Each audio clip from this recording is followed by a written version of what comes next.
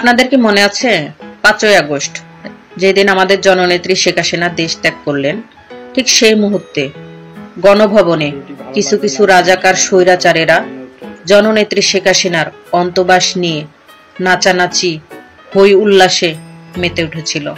তখন কিন্তু আপনাদেরকে ভালোই লেগেছিল, আপনারাও তাদের সেই উল্লাসের সাথে আনন্দিত হয়েছিলেন।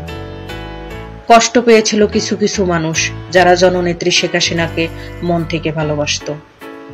তখন যদি আপনারা বুঝিয়ে দিতেন যে একটা নারীর অন্তর্বাস নিয়ে এই সব উল্লাসে মেতে ওঠা ঠিক না, কারণ আপনার ঘরেও মা আছে, বোন আছে, আপনার ঘরেও আপনার মেয়ে আছে।